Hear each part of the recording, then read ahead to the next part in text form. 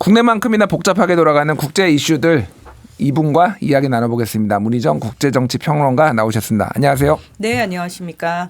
오늘 새벽 어제 네. 밤 오늘 새벽부터 굉장히 많이 바쁘셨죠. 그 속보가 계속 나와서 아니 조금 있으면 그냥 나올 얘기들인데 그 속보가 뜰 때마다 제가 계속 클릭을 하는 거예요. 새벽 1시부터. 그러니까 눈밑이 지금 쾌해요 지금. 네. 잠을 못 주무셔가지고. 맞습니다. 예, 하지만 우리가 또 할 일은 해야 되니까. 그러니까요. 예, 네. 20일. 오늘 이제 새벽 정도 되는 거예요. 새벽. 우리나라 네. 시간으로. 트럼프 대통령의 미 합중국 47대 대통령 취임식이 진행이 됐는데 영하 20도였다면서요. 체감온도가. 체감 온도가 그랬죠. 그래서 사실은 북극 한파가 예상이 되니까 원래는 미국 의사당 앞에 이렇게 야외에서 맞아요. 미국 대통령 취임식을 하잖아요. 그런데 그날 예상 기온이 영하 13.8도래 절대 안 되겠다 이러면서 의사당 안에 2층의 중앙홀에서 이제 행사를 하겠다라고 미리 이제 공지를 한 상황이었어요. 예. 근데 이제 문제가 뭐였냐면은 우리가 왜 미국 대통령 취임식을 그림을 한 번쯤은 보셨을 것 같은데 저쪽에 대통령과 그 귀빈들이 앉아 있는 자리에서부터 100m 떨어진 곳에 입석으로 많은 사람들이 서서 볼 수 있거든요. 맞아요. 네. 그래서 소위 거기를 입장권 티켓이라고 표현을 하잖아요. 근데 그게 뭐 판매하는 것도 아니고 상하원 의원실에 이제 일괄적으로 나눠주면 그 사람들이 지역 뭐 민들 중에서 저 가고 싶어요 하면은 그냥 선착순으로 받아가거나 또는 인맥으로 아름아름 해가지고 입장권 구해서 들어가거나 그래봤자 입석으로 멀리 떨어져서 잘 못 보고잖아요. 예. 근데 이제 이 취임식 초청을 놓고 자꾸 나 트럼프한테 직접 초대받았어라는 뉘앙스로 자기 정치에 이용하려는 분들이 우리나라에도 꽤 많았잖아요. 예. 그리고 한무더기가 나 취임식 가요 이러고 가셨어요. 자, 거기서 그 600명 정도가 들어갈 수 있었거든요. 실내 예. 그 중앙홀에. 몇 명이 들어갔을까요? 우리나라에서. 우리나라는 전 뭐 뉴스를 봤으니까 아무도 못 들어. 왜냐하면은 일단은 600명인데 미국의 상하원 의원만 한 530명 되잖아요. 네. 그러니까 의원들만 다 들어가도 꽉 찬다. 뭐 이 정도로 봐야 될 것 그렇죠. 같죠. 맞습니다. 그리고 그 옆쪽에 의사당 내에 노예 해방홀이라고 해서 1,800석이 있었어요. 예. 그리고 의사당에서 한 2km 떨어진 곳에 아레나홀이라고 한 2만 명 정도가 들어갈 수 있는 거기 홀에다가 체육관 같은 데다가 큰 대형 스크린을 해놓고 거기서 볼 수 있게 해줄게라고 얘기를 했어요.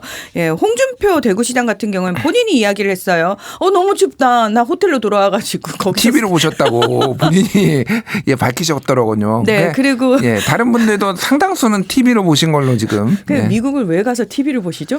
아니 뭐 그거를 우리가 비난할 네. 수는 없고 다만 아니, 세금으로 가셨을 거 아닙니까? 예, 뭐 여러모로 이제 하늘 운대가 좀 이게 천운이 맞아 떨어지지 않아서 그런 것 같긴 한데 어쨌든 네, 예. 또 개인 자격으로 가신 국민의힘 의원 네 분은 그 아레나홀에 들어가셨다고 하면서 또 사진을 찍어가지고 예, 굉장히 자랑하듯이 올리셨던데 자 중요한 거는 트럼프 취임식 때 뭐 미국 대통령 취임식 원래 관례상 전직 대통령 부부 참석하잖아요. 전직 대통령 뭐 다들 참석을 했었고 가장 주목해 봐야 될 게 1기 때와 정말 달라진 게 뭐냐면 기업가들 그러니까 거물 기업가들이 쫙 포진을 해서 그 자리에 들어갔다라는 겁니다. 예. 사실은 트럼프와 함께 발을 맞춰서 일할 그 내각 수장들은 오히려 그 뒤쪽에 앉았다는 거예요. 그러니까 훨씬 머스크를 비롯해서 아마존 창업자죠. 제프 베이조스 그리고 마크 저커버그 같은 경우에도 그냥 굉장히 가깝게 앉았다라는 겁니다. 틱톡 CEO까지 거기 갔다고 얘기를 하죠. 예. 예. 그래서 트럼프의 2기가 앞으로 어떨 것인지에 대해서 굉장히 귀추가 좀 주목이 되는 부분이었고 좀 짐작을 할 수 있는 부분이었어요. 1기 때는 그냥 한 16분 정도 취임사를 했는데 연설을 예. 했는데 이번에는 한 30분 정도를 했어요. 그러니까요. 그러면서 예. 뭐. 그 얘기를 예. 제가 이제 여쭤보려고 했던 거예요.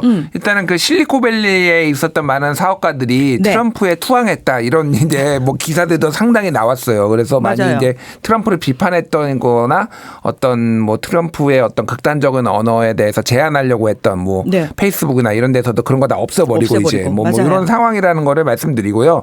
트럼프 대통령 오늘 굉장히 많은 얘기를 했어요. 그 중에서 조금 일단 정리를 좀 해주시고 네. 좀 하나씩 우리가 살펴보도록 하죠. 자, 일단 기본적으로 대통령 하면은 그동안 대선 기간 동안 사실 좀 나뉘면서 국민들이 분열되잖아요. 그러면 그걸 윤석열 대통령이라는 자리는 사실 통합 그리고 내가 국민들을 위해서 어떤 정치를 펼치겠다 뭐 이런 포부를 밝히는 그런 자리인데 역시나 트럼프 대통령은 우리의 예상을 아주 기분 좋게 빗나가죠. 그러면서 본인이 그동안 대선 기간부터 시작해가지고 당선된 이후에 했던 이야기들을 정책들을 그대로 한번 촥촥촥촥 정리하는 느낌의 연설이었어요. 예를 들면은 트럼프는 늘 얘기하는 게 그거죠. 자. 내가 돌아왔어. 이제 미국의 황금 시대가 시작될 거야. 지금까지 전 세계는 미국을 너무 이용해 먹었어. 다시는 미국을 이용하지 못하게 할 거야. 그러니까 미국 우선주의를 네. 먼저 주창을 딱 합니다. 그러면서 제일 먼저 불법 이민과 관련해서 그리고 에너지와 관련해서 비상사태를 딱 선포를 합니다. 이제 앞으로는 불법 이민자들 절대 안 받아줄 거고 그리고 에너지와 관련해가지고 전기차 따위 개나 줘버려. 예. 보조금 안 주겠다는 거죠. 예. 그러면서 마음대로 석유 시추할 수 있게 쫙쫙 풀어주겠다라고 이야기를 했습니다. 그런 이야기부터 시작해서 또 이제 대외 정책과 관련해서 파나마 운하 이야기를 사실은 좀 많이 했어요. 그러니까 저는 취임식에 파나마 운하를 얘기할 줄은 몰랐어요. 그러니까 많이 강조를 한 건 알고 있는데 네. 이미 대통령 당선인 시절부터 이건 전쟁하자는 건가? 뭐 거의 이 느낌이 들어가지고. 예. 저는 약간 그 느낌 받았거든요. 그러니까 트럼프가 한번 입 밖으로 내뱉은 게 그냥 우리가 들었을 때 처음에 들으면 약간 미친 소린가라는 느낌으로 오잖아요. 그런데 우리가 일기 때 확인했던 게 뭐냐면 그 미친 소리가 점점 현실이 되는 상황을 여러 번 목도를 했거든요. 예. 그래서 파나마 운하를 취임 연설에서까지 길게 이야기를 했어요. 이거 건설하는데 미국인 노동자가 38,000명이 죽었어. 우리가 이렇게 힘들게 지은 걸 왜 파나마한테 주는 거야? 그러면서 지금 미군 해군하고 미국 선박들 엄청나게 불평등한 대우를 받고 있어. 심지어 파나마 운하 중국이 운영하고 있어. 이런 주장을 거침없이 하면서 이거 되찾아와야 된다라고 얘기를 합니다. 저는 이 얘기를 딱 듣는 순간 파나마 운하와 관련해서는 트럼프가 반드시 자기 임기 내에 정말 강하게 밀어붙이겠구나. 파나마 정부를 엄청나게 압박하겠구나라는 게 충분히 예측 가능한 부분이었고요. 그린란드에 대한 얘기도 했어요. 예. 뭐 미국의 안보를 위해서 반드시 그린란드가 필요하다라고 얘기를 했거든요. 그래서 1기 때는 실패했지만 2기 때는 그린란드와 관련해서 아마도 하다못해 미국과 그린란드 간의 협력이 어마무시하게 확대되는 상황까지 최소 갈 수 있을 것이다. 그러니까 미국이 매입을 하지 못하더라도 예. 분명히 무언가 지금과는 다른 상황이 펼쳐질 것이다라는 게 충분히 예측 가능한 상황이었죠. 예. 네. 아까 좀 말씀하셨던 이제 이민자 문제를 얘기하면서 또 이제 멕시코하고의 남부 국경 통제 강화 이거를 얘기를 했는데 예전에 1기 때 벽을 쌓았잖아요. 네. 거대한 벽을 쌓았는데 지금 이번에 얘기했던 거는 지금 소위 말하는 속지주의를 없애겠다. 그렇죠. 그러니까 그 얘기까지 했어요. 불법 이민자라 할지라도 그들의 자녀가 미국 땅에서 태어나면은 미국 시민권을 줬잖아요. 그 아이한테는. 그런데 그 출생지주의를 폐지를 해버렸어요. 그런데 이 출생지주의는 사실 미국 수정헌법 14조, 그러니까 수정헌법에 딱 못 박혀 있는 부분이어가지고. 그러니까 헌법에 있는 거더라고요. 네, 이게. 헌법에 있는 거기 때문에 트럼프가 나 이거 없앨 거야라고 해서 없앨 수 있는 건 아니다. 그래서 관련해서 시민단체가 벌써 이미 소송이 들어갔어요. 소송을 제기했어요. 이 문제와 관련해가지고 그리고 이제 그 남부 지역에 비상사태를 선포를 했고 바이든 정부가 이민자들을 굉장히 많이 받아들이면서 이민 당국이 그래도 이제 뭐 우리가 마치 미국 비자 받으러 갈 때처럼 사전 인터뷰하고 자격 요건 다 내고 인터뷰해가지고 괜찮은 사람들은 입국시켜주고 그런 일을 하던 그 어플리케이션을 아예 폐쇄를 해버렸어요. 거기에 근무하던 고위직들을 다 잘라버렸어요. 이민 판사부터 시작해가지고 예. 그런 상황이어가지고 이제는 진짜 원래 내가 그 몇 달 전부터 사전 인터뷰 예약했는데 와서 딱 보니까 그 어플리케이션이 전혀 작동을 안 하는 상황이 돼버린 거죠. 그래서 실질적으로 트럼프는 아마도 이 부분과 관련해서는 확실하게 초장에 좀 잡고 가지 않을까. 왜냐하면 1기 때를 생각해 보면 이 국경 문제를 가지고 엄청나게 미국 내에서 논란이 많았어요. 예. 그래서 트럼프가 충분히 하고 싶은 만큼을 못했단 말이죠. 그래서 트럼프 2기는 트럼프가 생각했을 때 1기 때 본인과 같이 일을 하면서도 본인에 반대했던 사람들에 의해서 발목이 잡혔던 부분들. 그러나 내가 지나고 보니까 그건 반드시 했었어야 되는 문제들. 아쉬움이 가장 많이 남는 문제들부터 치고 나갈 걸로 보이거든요.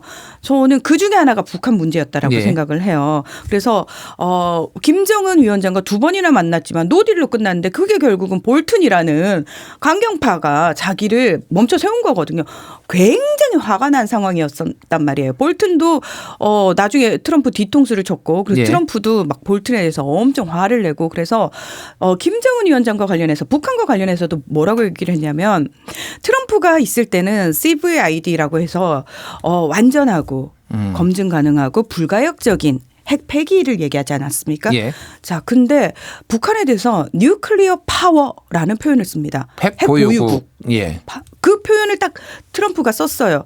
자, 이거는 사실 원래 우리는 국제사회는 인정하지 않지만 암묵적으로 그래도 북한이 핵무기를 가지고 있다는 사실은 암묵적으로 다 인정하는 분위기였거든요. 그렇다고 해서 핵 보유국으로 인정해 주는 건 다른 차원의 문제였는데 트럼프 입에서 뉴클리어 파워라는 단어가 딱 나와버리니까 이렇게 되면은 핵 폐기가 아니라 핵 군축 쪽으로 가지 않겠느냐라는 얘기를 하면서 트럼프가 정말 트럼프가 무슨 생각을 하고 있는지를 엿볼 수 있는 단어를 이야기합니다. 북한에는 콘도를 지을 수 있는 리조트를 지을 수 있는 해안선이 참 많아 라는 표현을 하거든요. 이건 뭐다? 진짜 트럼프가 그 4년간 와신 상담을 하면서 북한에 대해서 얼마나 많은 생각을 했을까요? 내가 그때 손을 잡았으면 저 북한, 저 블루오션을 내가 다 사업적으로 먹었을 수 있었는데 경제적 이득을 내가 이권을 다 가져갈 수 있었을 텐데 라는 생각 얼마나 많이 했겠습니까? 금강산 관광이 트럼프 타워가 거기 들어서 가지고 재개될 수도 있겠다 이런 생각이 드는데 예전에도 그 얘기가 좀 많이 나왔었잖아요. 아이디어 차원에서. 그렇죠. 2016년 1기 때도 트럼프 타워를 평양에 지어라. 그러면 전쟁이 나지 않을 것이다. 이런 얘기들이 꽤 나왔었어요. 그런데 그렇게 직접적으로 북한의 해안선 얘기까지 했다라는 거는 조만간 이때 그 북아메리카 중남미 이 아메리카의 상황이 좀 정리가 되면은 북한으로 좀 눈을 돌려서 협상에 들어간다는 얘기잖아요. 저는 지금 그걸 엿볼 수 있는 게 뭐냐면은 사실 트럼프가 예전에는 중국 제끼고 러시아 제끼고 중국하고는 특히 미중 무역 전쟁까지 발발을 하면서 엄청난 갈등을 하잖아요.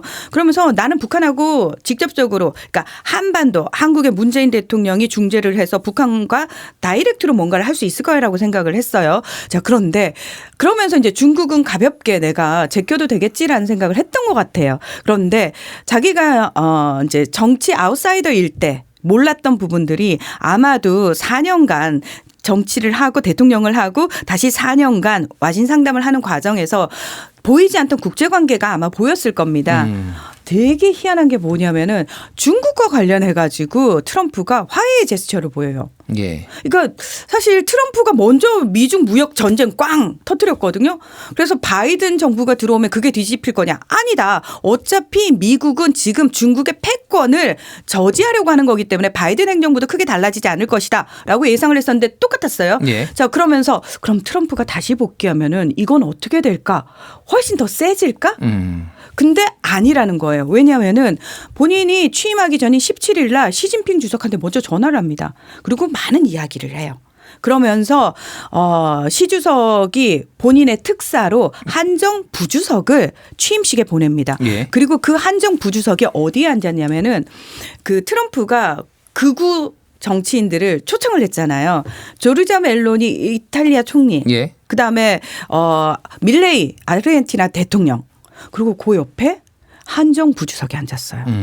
그리고 중국이라는 단어가 취임 연설에서 그 파나마 운하를 중국이 운영하고 있다. 거기서 딱 한 단어밖에 안 나옵니다. 예. 이건 무슨 얘기냐면 특사가 갔어. 그리고 특사가 취임식 전에 벤스 부통령 당선자 그리고 머스크하고 같이 회담도 했단 말이죠. 이것 자체가 트럼프가 중국에 대해서 1기 때하고는 다른 모습을 보일 건데 그럼 그것이 어떤 의미이겠느냐. 물론 중간에 머스크라는 중재자가 있기는 합니다. 중국에서 엄청나게 큰 사업을 하고 있는. 그런데 저는 거기 하나 더 보태서 단순히 머스크의 힘이라기보다는 트럼프가 지금 북한에 굉장한 관심을 가지고 있잖아요. 근데 북한과 중국의 관계도 무시할 수 없다. 1기 때는 무시했는데 예. 2기 때는 어쨌든 중국이라는 존재 자체를 완전히 무시하고 북한과의 어떤 관계를 맺을 수 없다라는 걸 현실을 인정하고 이 부분에 대한 양해를 구하기 위해서라도 중국과 화해 모드가 조성될 수 있을 것이다라고 저는 생각을 하는 거죠. 그렇군요. 예. 처음에 이제 트럼프 당선인 시절에 후보 시절부터 해가지고 중국한테 관세 60% 때리겠다 얘기를 했는데 그 관세는 지금 엉뚱하게 캐나다와 멕시코가 맞았어요. 지금 관세 25%씩 지금 때려가지고 난리가 났습니다. 지금. 맞습니다. 그러니까 완벽하게 이 북중 아메리카에 대한 통제력, 지배력은 강화하겠다. 옛날에 멀로주의가 그런 거였잖아요. 그렇죠. 아메리카는 우리가 다 먹을 테니까 미국이 다 먹을 테니까 유럽 너희는 간섭하지 마. 이게 이제 멀로주의였는데 그래서 뭐 뉴욕 포스트나 이런 언론에서는 이제 돈로주의라고 돈로주의. 예. 네. 그러니까 도널드의 돈을 붙여서 그렇게 지금 그 방향으로 가는 것 같아요. 그러면서 중국하고는 또 필요하면은 또 화해 협력도 하고. 당연합니다. 예. 네. 그래서 저는 이제 제가 트럼프를 이해해 보려고 이해할 수는 없겠지만 어쨌든 제가 트럼프 입장을 좀 돼봤을 때 트럼프가 했던 말과 행동들을 쫓아가 보면 트럼프는 독재 국가의 독재자들을 되게 부러워하거든요. 예. 그게 그냥 하는 말이 아니고 진짜 진심으로 부러워해요. 그래서 트럼프가 꿈꾸는 미국은 아마도 본인의 말 한마디에 일사불란하게 움직이고 외국에서는 감히 미국의 그 권위에 도전하지 못하고 국제사회에서도 지금까지는 미국이 세계의 경찰이니 뭐니 하면서 온갖 분쟁 지역에 미군들 보내가지고 미국 돈 들여가면서 뭔가 경제적으로 이득이 안 되는 짓을 많이 했는데 그런 거 싹 걷어들여가지고 오로지 미국이 관여하는 모든 일에서 미국의 이익을 최대한으로 확보할 수 있는 그런 나라를 꿈꾸고 있는 게 아닐까. 그러니까 미국 고립주의라고 얘기하는데 저는 고립주의가 아니고 미국 왕국을 꿈꾸는 것 같다라는 생각을 했어요. 그러니까 고립주의라기보다는 고립적 확장주의 네. 뭐 이런 얘기도 나오더라고요. 그러니까 그래서 결국은 이건 신식민 친제국주의다. 뭐 그런 얘기를 하죠. 예, 그런 얘기까지 신제국주의. 좀 나오고 있습니다. 자, 그런데 시간이 많지가 않은데 요 얘기는 해야 될 것 네. 같아요. 트럼프는 본인이 자랑하는 게 내가 재임 기간 전쟁은 없었다. 맨날 얘기를 했잖아요. 그렇죠. 지금 두 가지가 이제 있는데 하나는 지금 가자 지구에서의 이제 이스라엘과 하마스와의 요거는 지금 좀 인질들을 석방을 하면서 조금 진행이 되고 있는 거고 휴전이 발효가 됐죠. 예. 19일부터. 지금 잘 되고 있는 건가요, 근데? 일단 그 6주간 교전을 중단하면서 1단계는 발효가 됐어요. 이거는 사실 트럼프와 바이든, 그러니까 바이든 대통령 막판에 이게 이뤄진 거거든요. 그래서 이걸 이제 누구의 공이냐라고 얘기를 했을 때 사실은 트럼프는 이거 다 내공이야. 바이든 아무것도 안 했어라고 얘기를 하는데 뭐 바이든 행정부와 트럼프 사이의 협공이다라고 얘기를 하는데 가장 크게 사실은 네타냐후 총리를 움직였어야 되는 거거든요. 이스라엘에. 예. 늘 네타냐후가 될만하면 새로운 조건 걸어가지고 휴전을 깨버리고 협상 깨버리고 이런 짓을 했거든요. 근데 그래서 바이든 대통령이 그렇게 많이 경로를 했다는 거 아닙니까? 네타냐후 총리를 향해서. 근데 트럼프 당선자 시절에 뭘 했냐면 위트코프라고 하는 특사를 아예 중동에 보내버렸어요. 근데 예. 이 사람이 누구냐면 유대인 출신의 부동산 사업가입니다. 그러니까 같은 유대인이고 같은 부동산 사업을 하는 사람이고 심지어 이 사람이 약간 우파적 성향이 있는 사람이란 말이죠. 예. 그러니까 네타냐후 입장에서 봤을 때는 자기랑 같은 결을 가진 사람이에요. 와서 웃음기 하나 없이 위트코프가 굉장히 강하게 압박을 했다는 거예요. 네타냐후가 아니 내가 현실적으로 국내 정치도 있잖아. 아니 그 극우 애들이 싫어한다니까 그러면 내가 총리자를 내라. 근데 위트코프가 그 얘기를 하나도 안 들어줬다는 거예요. 무조건 합의해라. 합의해라.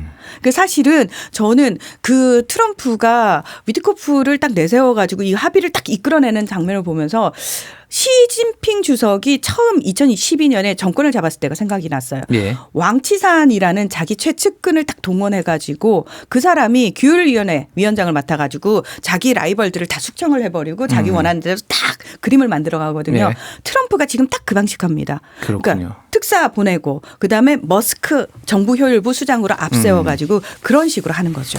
독재자를 때려잡는 건 또 다른 독재자인가 뭐 이런 생각이 드는 그게 하루인 것 역설이지만 같습니다. 현실인 예. 거죠. 알겠습니다. 공감 칼럼 국경 없는 문희정 오늘 여기서 마치겠습니다. 평론가님 감사합니다. 네, 고맙습니다.